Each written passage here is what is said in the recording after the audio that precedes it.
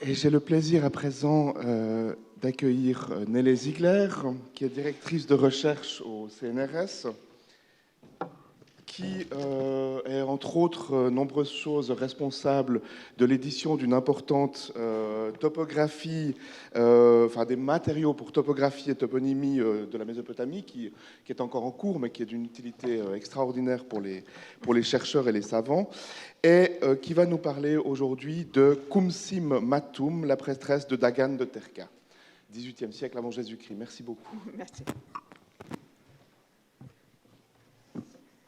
Dominique Charpin vient de présenter le cas des prêtresses Entum Dur.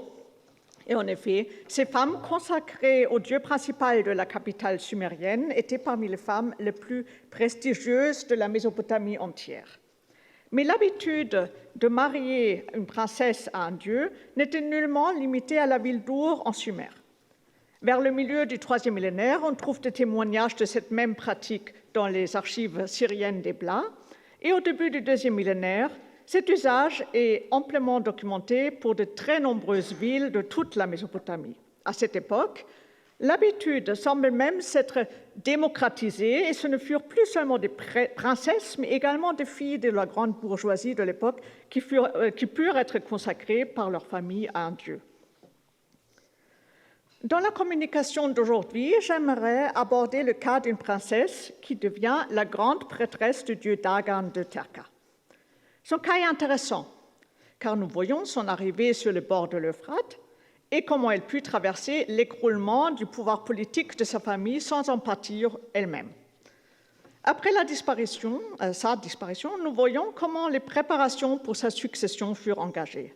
Mais avant d'attacher mon attention à cette figure, j'aimerais jeter un coup d'œil sur les circonstances politiques et particulières de cette époque, car c'est elle qui illustre la relation entre cette femme et le pouvoir, thème de ce colloque.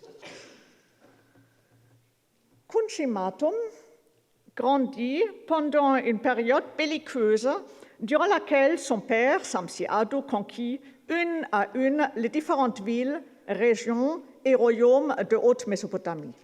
Après avoir pris Achour et les régions du Tigre, après avoir conquis l'est de la Mésopotamie, les régions du Sinjar et les cités sises sur les affluents orientaux du Habur, Samsi-Adu dut affronter le roi de Mari, Yartonlim, qui défendait ses intérêts et ceux de ses vassaux. Plusieurs sources de Mari nous indiquent qu'une bataille majeure eut lieu près de Nagar, l'actuel Tel Brak, sur votre carte. Une révolte palatiale de son fils, Sumuyamam, mit fin au jour de Yartonlim. Vers 1791, avant notre ère, Samsi-Adu put s'emparer de Mari, la prestigieuse capitale des bords de l'Euphrate. Nous savons que la nouvelle conquête fut négligée pendant quelques années. Samsi-Adu était alors trop occupé pour s'occuper de cela. Il faisait des guerres au nord, créant et consolidant un vrai empire qui allait laisser un souvenir très marquant pour les siècles suivants. Le délaissement certain de Mari dura environ 4 années. Vers 1787, Samsi-Adu envoya son jeune fils, Yasmar-Adu, et le fit couronner peu après roi, sa sœur devenant grande prêtresse. Alors, Le royaume de Mari portait son nom, les bords de l'Euphrate, pour de bonnes raisons. Il était intégré dans le vaste empire de Samsi-Adu, dépendait de sa politique étrangère, mais était par ailleurs un royaume indépendant, avec une gestion propre. Samsi-Adu avait alors sa résidence plus au centre, tandis que son frère aîné, héritier désigné de l'empire, Ishme-Dagan, gouvernait depuis les rives du Tigre. Ce vaste territoire, constitué suite à une série de guerres audacieuses, était la preuve visible et indéniable pour tous ses contemporains que Samsi-Adu avait la faveur des divinités. Plusieurs textes affirment cette croyance très clairement. Ainsi, Yasmar-Adu, dans la détresse après avoir perdu un enfant, écrivait-il une lettre au dieu de l'enfer, Nergal.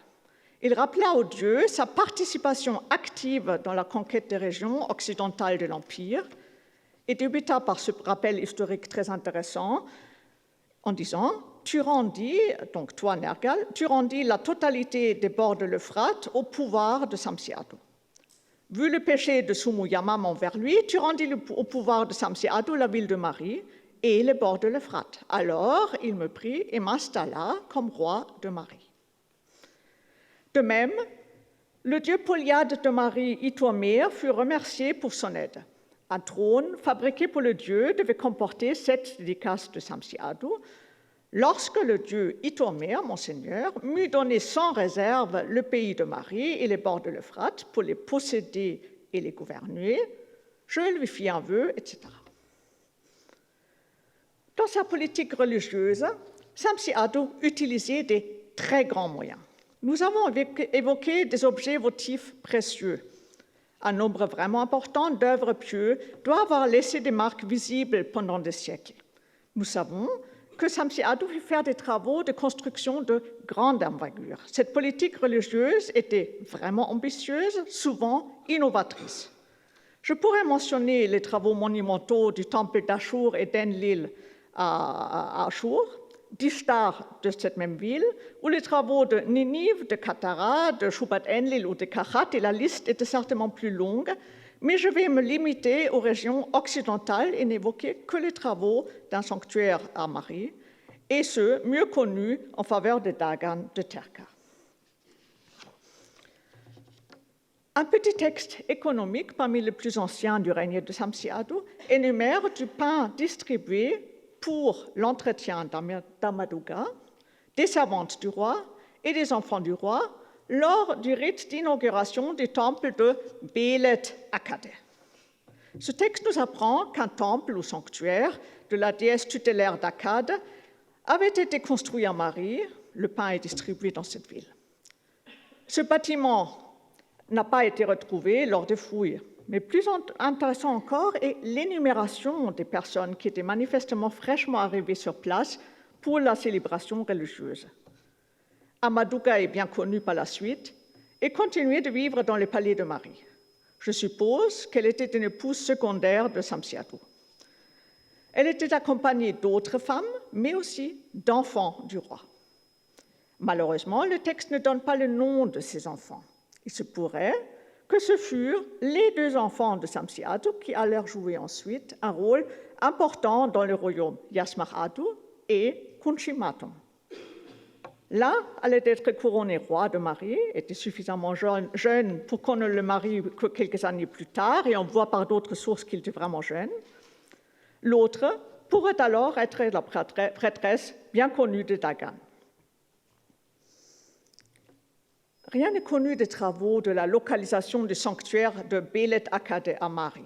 Par contre, les travaux que Samsi-Ado fit entreprendre à Terka sont bien documentés. Une inscription de Samsi-Ado retrouvée à Terka proclamait qu'il était Samsi-Ado, roi de la totalité, installé par Enlil, qui vénère Dagan, vicaire d'Ashur, bâtisseur de l'Ekisiga, la demeure de sa tranquillité, le temple de Dagan, au milieu de Terka. Un pseudonom d'année évoque probablement le début de son chantier, année où Samsi-Ado s'est emparé de Maradu, une victoire que nous connaissons par ailleurs, et où il a construit le temple de Dagan. Malheureusement, les fouilles du site entreprises par une équipe française sous la direction d'Olivier Rouault n'ont pas permis de retrouver l'emplacement du temple, qui était certainement monumental. Les travaux que Samsi-Ado fit entreprendre à Terka avaient des arrière-pensées politiques. Le rôle de Dagan dans le Panthéon reste difficile à cerner. Or, il était avant tout réputé pour avoir été le maître du pays, Bel Matim. Il ne s'agissait pas d'une épithète banale. Ce dieu était censé dominer les régions du Moyen-Euphrate et lui dédier un temple rénové, rebâti plus beau encore, était le geste politique de la part de Samsi-Ado, le nouveau vainqueur de ces régions. Et c'était un acte éminemment politique de faire d'une de ses filles l'épouse de ce dieu.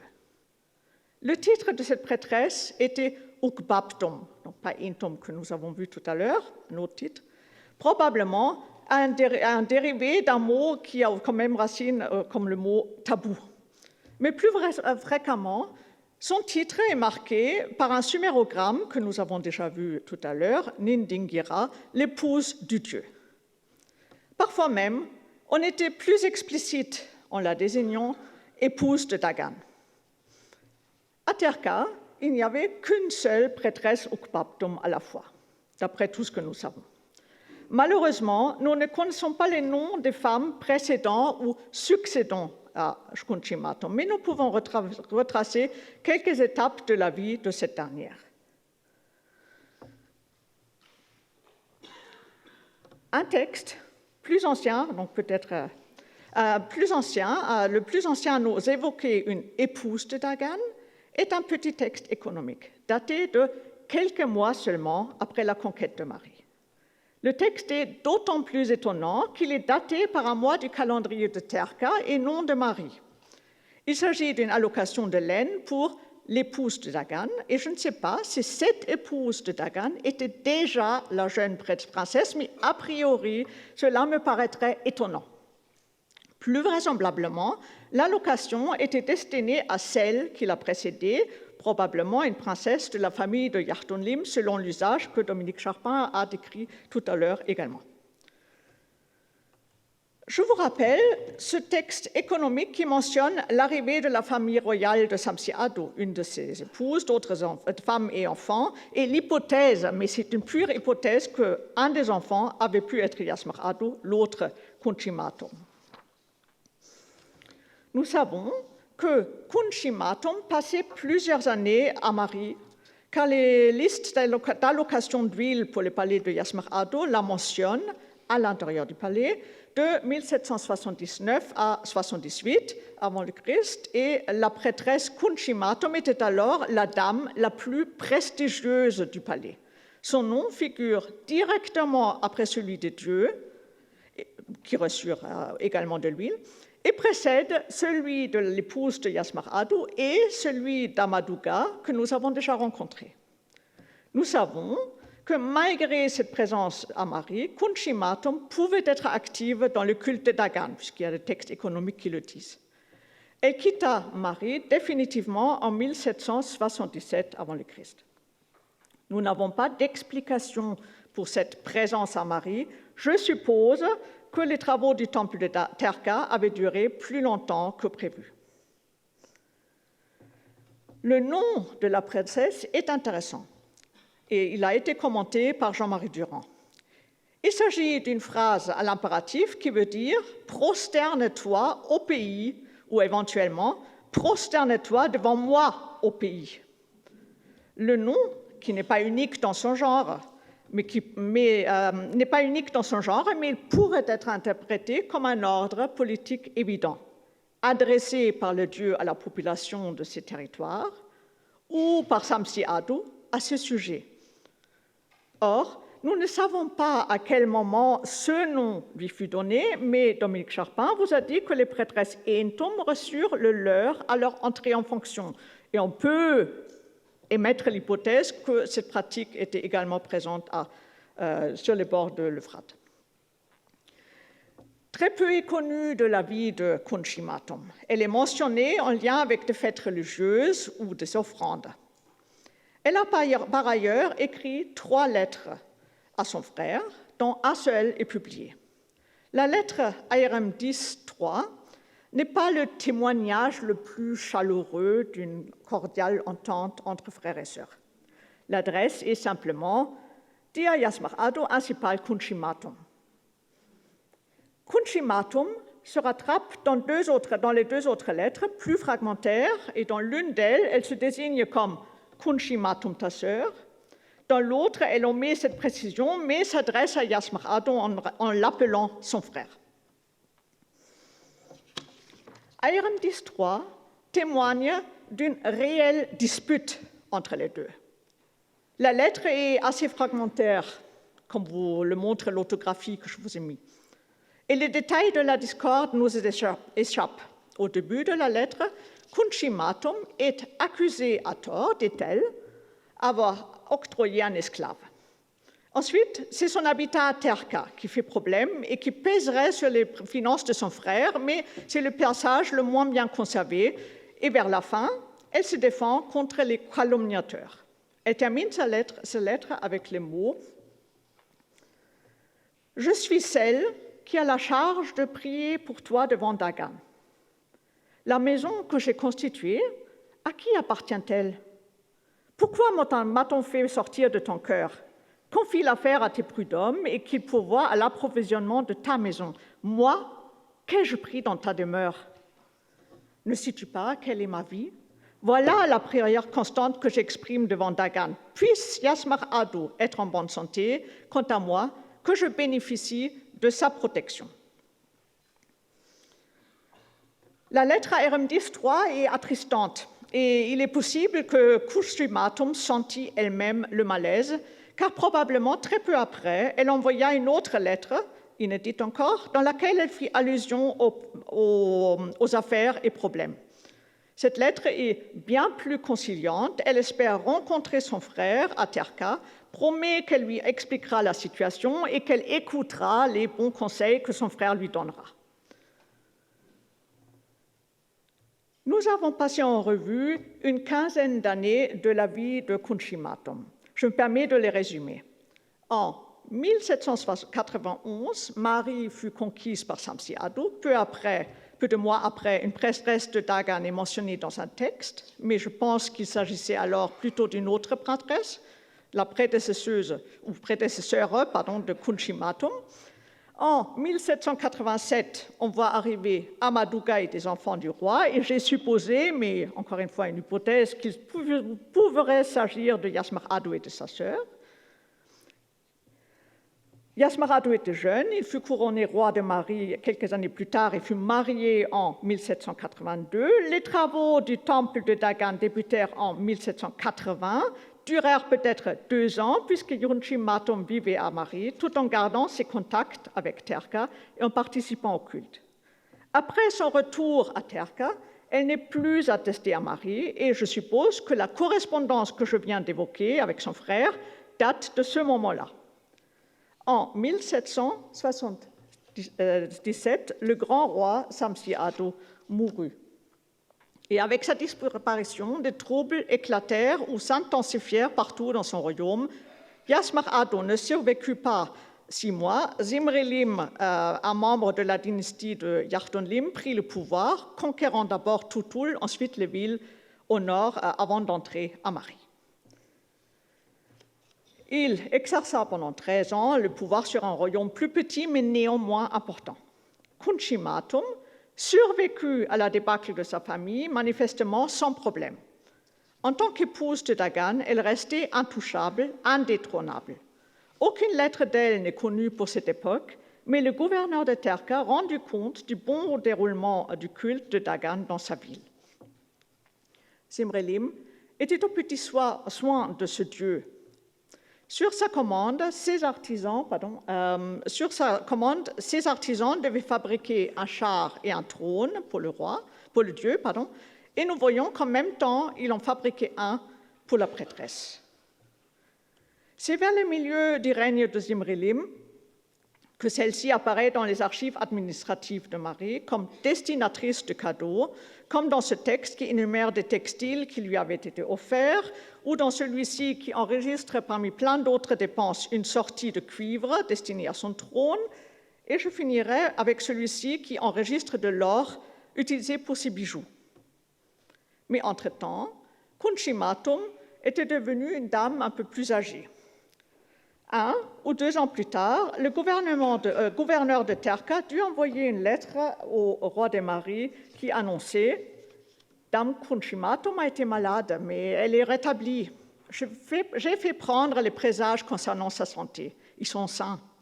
Que mon Seigneur n'ait aucune inquiétude. » La petite lettre, et notamment cette dernière phrase, sont intéressantes, car le gouverneur annonce la maladie de la prêtresse comme celle d'un être cher au roi, alors qu'elle n'était pas un membre de sa famille. Quelques jours plus tard, le gouverneur était obligé d'envoyer une autre lettre. L'état de santé de la grande prêtresse s'était dégradé.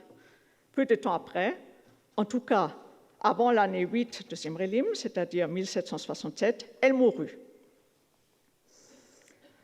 Commença alors une nouvelle phase dans l'histoire conjugale de Dagan.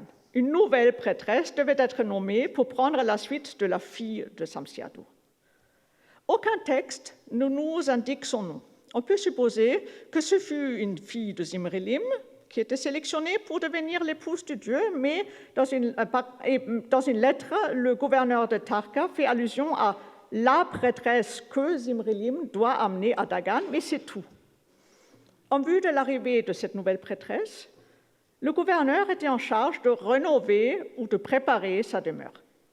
Les lettres écrites à cette occasion nous donnent quelques indications sur le logement qu'avait occupé Kunchimatom. Les textes sont assez éloquents pour elles-mêmes. Je cite un extrait assez long.